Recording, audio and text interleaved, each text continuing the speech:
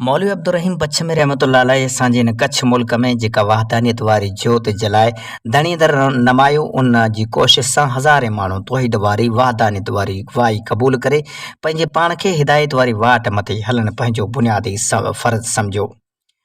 उन्हनि में बि अहिड़ा माण्हू हुया जेके मौलवी अब्दुर्रहीम साहब जा ॾुख सुख जा ऐं सफ़र हज़र जा साथी रहिया, जिन्हनि ॼण त पंहिंजे पाण खे इहो चई मौलवी साहब जी रफ़ाक़त माणी त दुनियादारी हिकिड़े पासे आहे, मौलवी साहब पंहिंजी यारी हिकिड़े पासे आहे। उन्हनि मुख़लिस माण्हुनि मां अॼु आउं अवां साम्हूं हिकु अहिड़े शख़्स जी हयाती ते मुख़्तसर अहवाल उमाणे रहियो आहियां जेके मौलवी साहब जे शागिर्दनि मंझां ख़ासि हुया।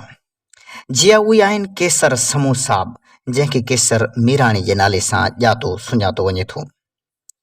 पाण तमामु घणा नेक साले ऐं परहेज़गार हुअण सां गॾु महिमान नवाज़ सखी बि हुया। पाण हू त एतिरा मालदार न हुया पर मुख़लिस ऐं दिलावर माण्हू हुया, इन करे अलाह पाक खेसि बरकत सां नवाज़ियो हुयो।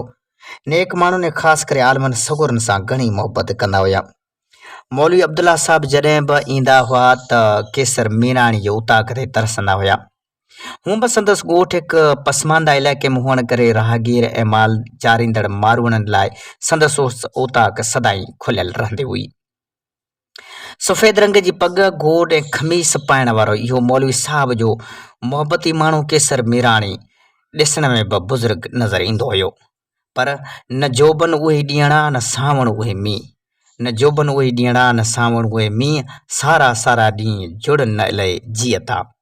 तीअं मौलवी साहब जी मोहबत खे पंहिंजे जीअ में जायूं ॾींदल इहो हिकु साथी 2006 में हिन दुनिया खां लाॾाणो करे सदाई लाइ ॻोठ दौरेवर जे क़ब्रस्तान में आरामी थियो।